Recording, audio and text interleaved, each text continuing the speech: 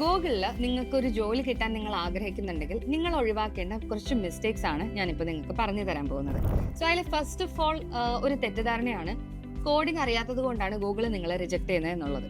So അത് മാത്രമല്ല, നിങ്ങൾ അറിയാതെ ചെയ്യുന്ന സൈലന്റ് ആയിട്ടുള്ള കുറച്ച് മിസ്റ്റേക്സ് കാരണമാണ് ഇത് സംഭവിക്കുന്നത്. അപ്പോൾ ഇത് മാറ്റിയില്ല എന്നുണ്ടെങ്കിൽ നിങ്ങളുടെ റെസ്യൂമേസ് HR കയ്യിൽ പോലും എത്തുന്നില്ല. So mistake number 1, the apply to all strategy. നമ്മൾ ഗൂഗിൾ കരിയേഴ്സിന്റെ പേജിൽ പോയി അവിടെ കാണുന്ന എല്ലാ റോൾസിലും പിടിച്ച് അപ്ലൈ ചെയ്യണം. Like front end, back end, ML engineer, അങ്ങനെ എല്ലാ റോൾസിലും നിങ്ങൾ അപ്ലൈ ചെയ്യാന്നുള്ളത് നിങ്ങൾ ചെയ്യുന്ന ആദ്യത്തെ മിസ്റ്റേക്ക് ആണ്. സോ അത് ചെയ്യാതിരിക്കുക.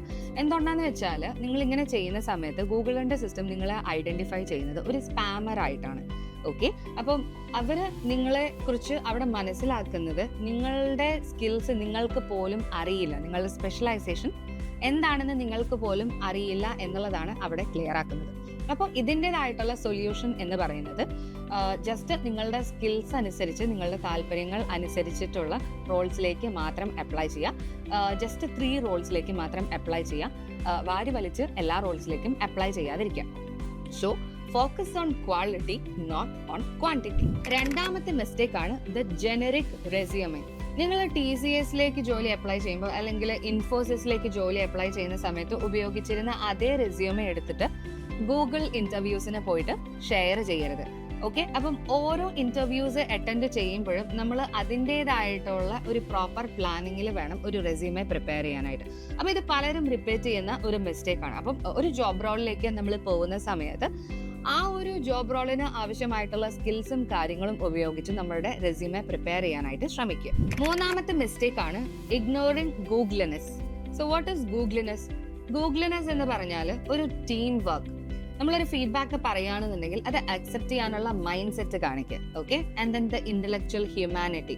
സോ ഒരു ഇന്റർവ്യൂ അറ്റൻഡ് ചെയ്യുന്ന സമയത്ത്, ഗൂഗിളിൽ ഒരു ഇന്റർവ്യൂ നമ്മൾ അറ്റൻഡ് ചെയ്യുന്ന സമയത്ത് എല്ലാം എനിക്കറിയാം എന്നുള്ള ആ ഒരു ആറ്റിറ്റ്യൂഡ് വെച്ചിട്ട് ഇരിക്കരുത്. Okay, be humble and then polite.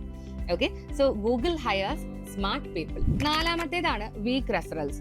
ലിങ്ക്ഡ്ഇനിൽ പോയി ഒരു പരിചയമില്ലാത്ത ആളോട് ബ്രോ പ്ലീസ് റെഫർ മീ എന്ന് നിങ്ങൾ പറയുകയാണെന്നുണ്ടെങ്കിൽ മേ ബി അയാൾ ചിലപ്പോൾ നിങ്ങളെ റെഫർ ചെയ്യുമായിരിക്കും. പക്ഷെ അവർ കമ്പനിക്ക് കൊടുക്കുന്ന ഇൻഫർമേഷൻ എന്ന് പറയുന്നത് I don't know this person much എന്നുള്ളതായിരിക്കും.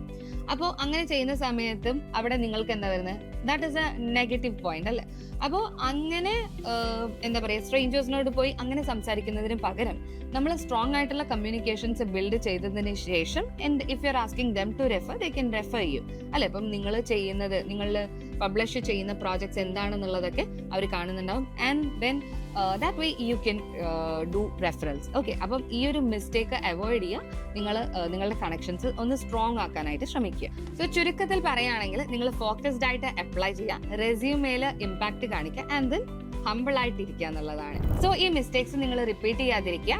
ആൻഡ് ദെൻ ഈ ഒരു വീഡിയോ ഹെൽപ്ഫുൾ ആയി എന്ന് തോന്നുകയാണെങ്കിൽ ജസ്റ്റ് ഒന്ന് ലൈക്ക് ചെയ്യുക, ഷെയർ ചെയ്യുക, ആൻഡ് ദെൻ നമ്മുടെ ചാനൽ സബ്സ്ക്രൈബ് ചെയ്യാനും മറക്കണ്ട.